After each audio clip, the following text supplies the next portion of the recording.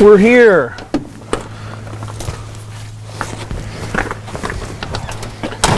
Nice.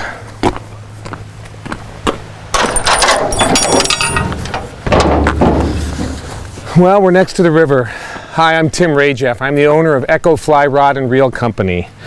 And if you're looking at this video, that means you probably already own one of our Echo beginner kits. This is the Echo Solo trout-sized rod. And I decided to invite you to a river near my home. This is the Lewis River, and I live in Vancouver, Washington. So today what I wanted to do is give you an idea on how these rods can be set up. So kind of the ABCs of putting the rod together and getting it all rigged. And then we'll head on down to the river. We'll take you through some of the casting, a little bit of fishing stuff. So hopefully this will get you started on your newfound career of fly fishing. It's not that complicated. You don't need fancy waders and all that stuff. You can just get your rod and reel and a couple other things and then hit the river. So, what's inside your new kit? Well, when you open it up, we've made it really easy for you. All of these Echo rods are 4-piece, which means they make great travel rods. So I'll pull all 4 sections of the rod out. And the reason this is shaped like this is so you can keep the fly reel on the rod. It makes it easy to hit the river in a hurry, and then all your stuff, your rod and reel and everything, is all included in one case. And what we did at Echo at Rajeff Sports is there's these little dots that show you that everything is lined up. So what you do is you start with the rod a little bit crooked, and then we twist and pull the rod together and get the dots lined up. So when you get the kit, the reel is already attached to the rod. It's a real simple system to put a fly reel onto the rod. You simply find the spot underneath by the cork that the front of the reel fits in. And then on the bottom, there's another ring that fits on the other side of the reel, and then a simple screw like a nut. So you get that down and cinch it down hand tight, wiggle the reel to make sure it's firm, and now you're good to go. Other than a fly rod, there's going to be a couple things you need to go fishing. And the first one is protection. You need sunglasses. A, protects your eyes from this hook going back and forth, and B, polarized sunglasses allow you to see down in the water.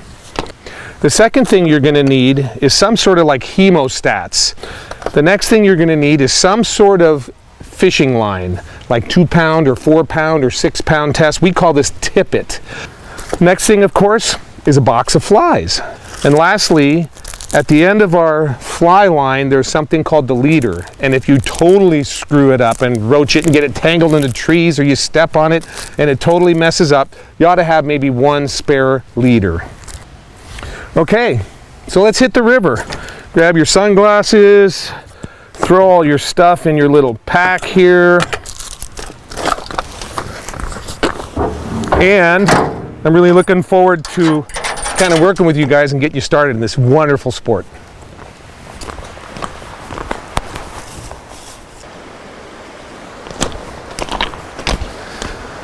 Oh, cool. Here we are on the river.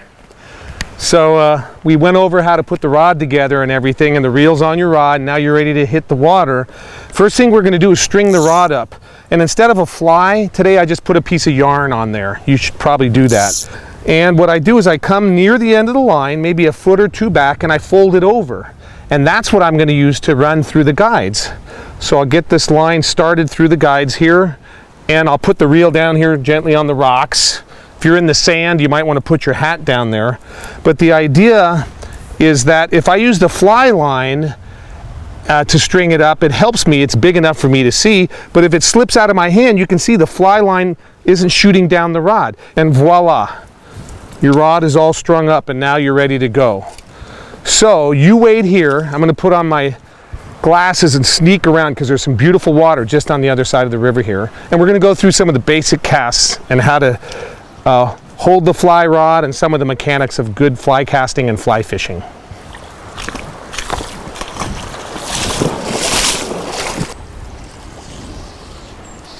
So let's talk about line management. So let's say you got your thumb on top and you've got your line hooked under your finger.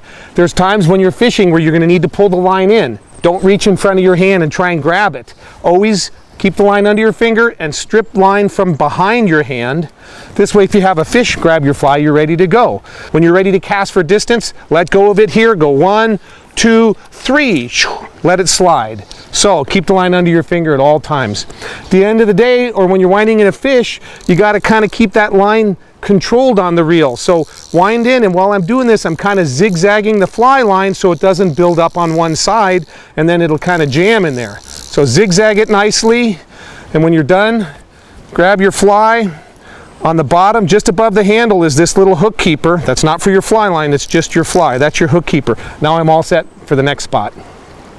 To get started, to get line off the reel, all you do is you let your line down in the water, let go of it in your hand, on your right hand, strip the line off, and now point your rod down and shake it side to side. See how that worked? The line goes right out the rod. There's two fundamentals in casting that I'm going to teach you with the help of a paintbrush. They're the two most important things in fly casting. How far back to go with the rod and how to put the snap in it. And if you think about a paintbrush, if I dip this in here and I flick water off that paintbrush, if I can get all the water moving forward, that's the exact feeling a good fly cast is.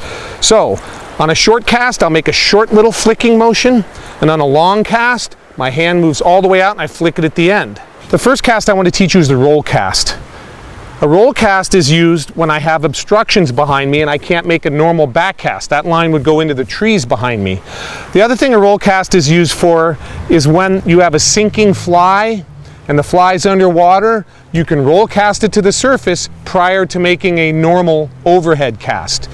So you start a roll cast by having the rod tip low to the water, slowly bring your rod up just past 12 o'clock, and now I come forward and snap water off a paintbrush. That's it. I'm fly fishing right now. That would catch a fish.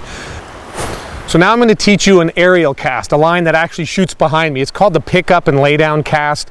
Some people call it the water cast. Prior to making a water cast, I need to have the line sort of straight in front of me. And if your line's all screwed up and lumped out in front of you, you always start with a roll cast to get your line straight. Now I can do the pick up and lay down cast. It's done with that same hello, it's for you, but now we need to wait for that line to straighten out and roll through the air behind me, roll through the air in front of me, and then I settle down. Stop, stop, down.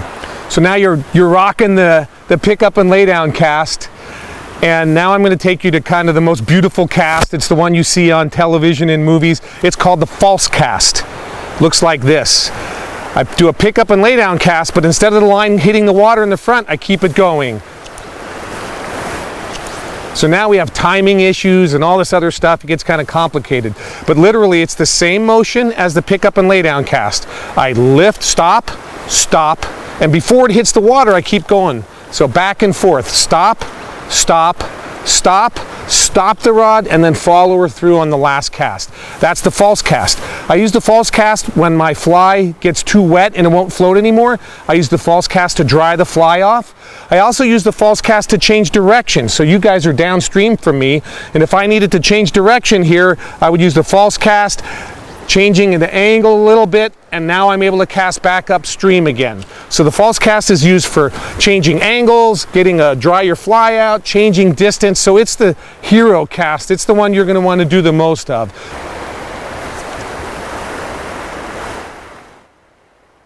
So now you know something about fly casting.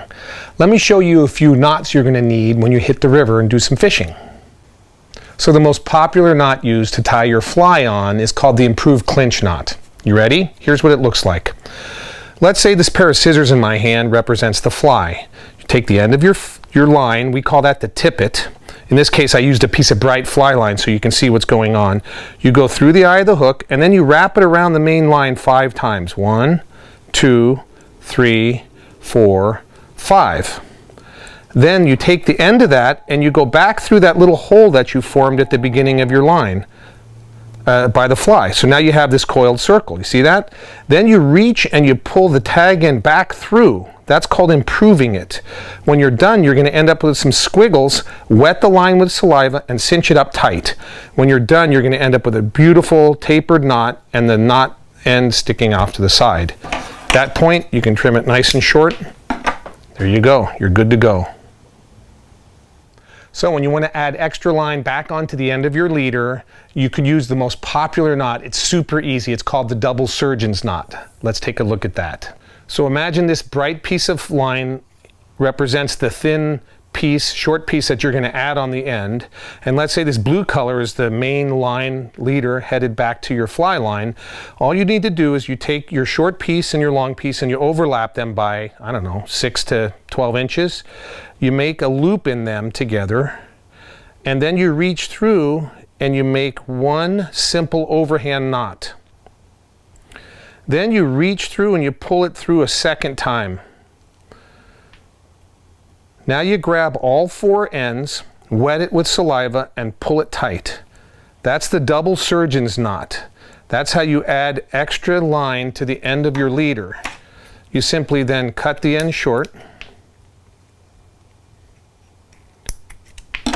and you're in business. So I hope you had fun learning about fly fishing. I know every time I hit the water I enjoy myself, and I hope this becomes a passion of your life. When you're ready to get more information about fly fishing, go to the rajeffsports.com website. And I want you to support your local fly shop. Those are the people, the men and women out there that know where to fish, what to use. Really support your shop. They're going to be your main source for good fly fishing information. So thanks again for supporting us, and get out there and have a little fun with your new Echo Fly Rod.